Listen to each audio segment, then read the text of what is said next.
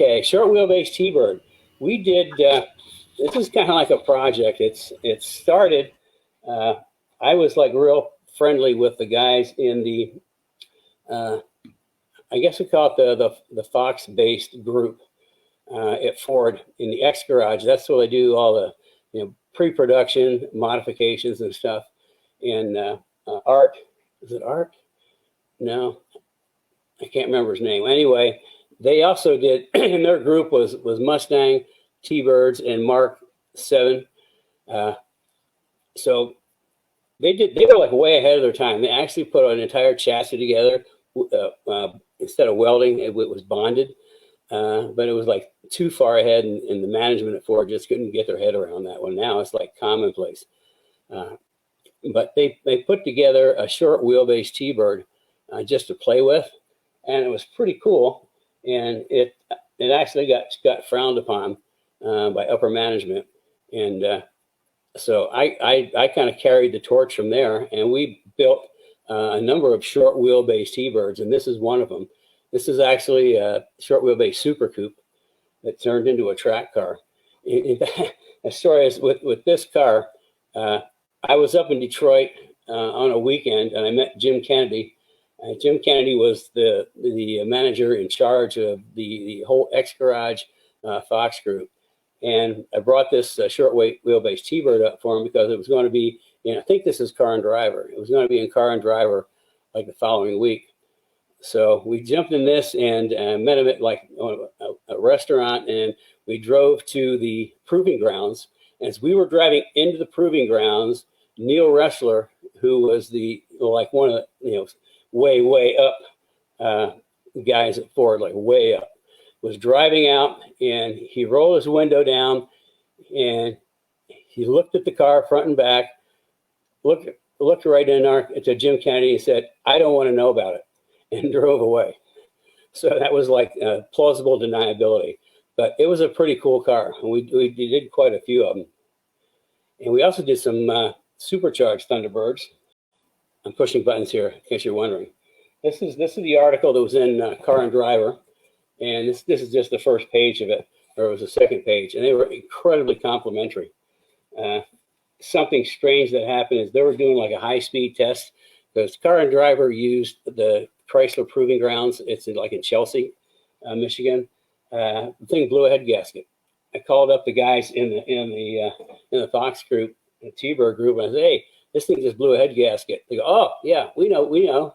And so they hustled up, and I got a set of brand new prototype parts, head gasket, head bolts. We rebuilt the car overnight at a friend's of mine's house. We got it back to Car and Driver the next day. Ran like a champ. So that's just one of these, when you go to a magazine, you have to be prepared for anything. And then this is, we did a number of these supercharged T-Birds, which are pretty cool. That's another magazine. This is, what magazine is this? It's probably Steve Turner, so it's got to be one of the Mustang books. What we had to do, because nobody had a supercharger kit for the T-Birds, we actually had to do our own. We got the superchargers from Vortec, and then we built our own bracketry, our own plumbing, and made a kit that fit in the T-Bird. And we did, I don't know, in the number of into the 20s, something like that. And they were just really cool cars. We did the same thing with the Marauders. We built our own kit for the Marauders based off of, we got the Vortec head and then made all the bracketry and everything, did it ourselves. So those, the T-Birds were, we did quite a few of those. It was really cool. The short wheelbase were amazing. And then the supercharged birds were even better. And that was supercharged. Well, the Super Coupes had a supercharged V6. We did the supercharged V8.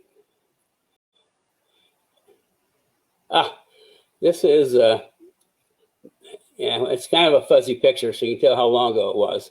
But that's me. That's Paul, my late son, and that's Doug Killian. And we started the first short wheelbase with a body shop that was near us in Omaha, and they were Omaha at the time. And they said they were going to do it, but they kind of got, I don't know, they kind of went soft. And I got a hold of Doug, who has a body shop down in Lincoln, Nebraska. And gosh, remember the name of his shop, Carrie? Is it Car something? Sure, it's Autocraft, and it's more than a body shop. He does a lot of restorations and really quality work on his vehicles. Does a lot of really one-off vehicles. Yeah, I mean, he is super talented. It's just like you can't tell from that, but he used to be a model, and he looks like it too. But anyway, I mean, he's just super talented, really smart guy, figures things out. This is the Super Coupe, and I mean, it's like we took, I think, 8 inches out behind the door, and it just so much changed dynamics of the car. I mean, it felt lighter, quicker, more nimble. I mean, it was an absolute ball to drive. Now this is showing how we actually took it out. Something else on the short wheelbase is like when we shortened it up, we actually improved the overall handling because one of the engineers at Ford that was in charge of all like the Trans Am cars and road race cars. God, I can't remember his name either. Anyway, he was telling me that with the long wheelbase on a race car, they had a real problem with the rear moment of inertia. Keeping the back of the car together, and by shortening it up, that kind of takes that problem and makes it go away. But this is, you can see the cut, one out and one in, how it slides together. And there's another one getting slid together.